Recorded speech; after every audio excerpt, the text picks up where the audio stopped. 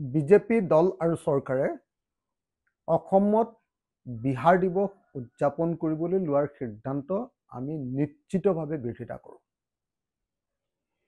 ৰাজভৱনতে হওক বা অন্য কোনোবা ঠাইতে হওক, ৰাজভৱনতে হওক বা দিছপুৰতে হওক অথবা অসমৰ জিলাই জিলাই হওক, বিহাৰ দিৱস অসমত পতাৰ কোনো অৰ্থ থাকিব নোৱাৰে। অসমকো আমি কেতিয়াও দেখা নাই যে অসম দিৱসটো বিহাৰে পাতি আছে। আমি বিহাৰক এইটো কথা দেখা নাই যে অসম দিৱস বিহাৰত অনুষ্ঠিত কৰা হয় আৰু জিলাই জিলাই কৰা হয়। গতিকে আজিৰ দিনটোত কেৱল আৰু কেৱল ভোটৰ লালসাত, হিন্দীভাষী ভোট লাভ কৰাৰ স্বাৰ্থত বিজেপি দলে যি ধৰণে অসমত বিহাৰ দিৱস উদযাপন কৰিবলৈ লৈছে, ইয়াক ৰাইজৰ দলে তীব্ৰ সমালোচনা কৰিছোঁ, ধিক্কাৰ দিছোঁ আৰু ইয়াক সম্পূৰ্ণৰূপে বন্ধ কৰিবৰ কাৰণে দাবী উত্থাপন কৰিছোঁ।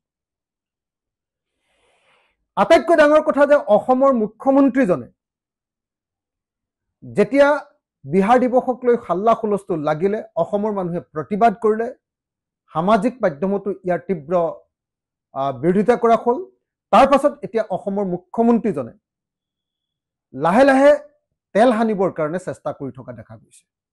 মুখ্যমন্ত্ৰীজনে বিষয়টোক লঘু কৰিবৰ কাৰণে, বিষয়টোক সৰু কৰি, ই অসমীয়া জাতিৰ স্বাভিমানত আঘাত কৰা বিষয় নহয়, বৰং এইটো আমি গ্ৰহণ কৰিবলগীয়া বিষয় বুলি প্ৰমাণ কৰিবলৈ গৈ তেওঁ অসমীয়া জাতিক আকৌ এবাৰ অপমান কৰাৰ চেষ্টা কৰিছে আৰু তেওঁ অসমৰ জাতীয় সত্তাৰ ওপৰত আক্ৰমণ কৰি, যেনেকৈ কা আনতো তেওঁলোকৰ কাৰণে এইটো এটা জাতীয় দায়িত্ব আছিলে বুলি কৈছিলে, তেওঁলোকৰ কাৰণে এটা ৰাষ্ট্ৰীয় দায়িত্ব আছিলে বুলি কৈছিলে, কা আমাৰ ওপৰত অসমীয়া মানুহৰ ওপৰত জাপি দিয়াটো যি সময়ত সমগ্ৰ অসমবাসী ৰাইজে বিৰোধিতা কৰিছিলে, সেই সময়ত তেওঁলোকে সমৰ্থন কৰিছিলে, সেই সময়ত তেওঁলোকে আমাৰ ওপৰত জাপি দিছিলে, সেই সময়ত আমাৰ 5জন মানুহক গুলীয়াই হত্যা কৰিছিলে।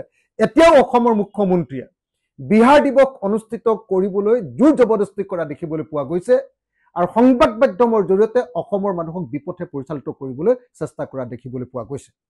মই অসমৰ মুখ্যমন্ত্ৰী ডাঙৰীয়াক সকীয়াই দিছোঁ, অসমৰ মুখ্যমন্ত্ৰীজনীক আহ্বান জনাইছোঁ, অসমৰ মুখ্যমন্ত্ৰীজনীক একদম স্পষ্টভাৱে জনাই দিব খুজিছোঁ যে আমাক অসমত বিহাৰ দিৱসৰ কোনো প্ৰয়োজন নাই, বিহাৰেও অসম দিৱস কোনোদিন পতা আমি শুনা নাই আৰু বিশেষভাৱে জিলাই জিলাই বিহাৰ দিৱস পতাৰ কথাটো বা বিহাৰত অসম দিৱস পতাৰ কথাটো কেতিয়াও উঠিবই নোৱাৰে।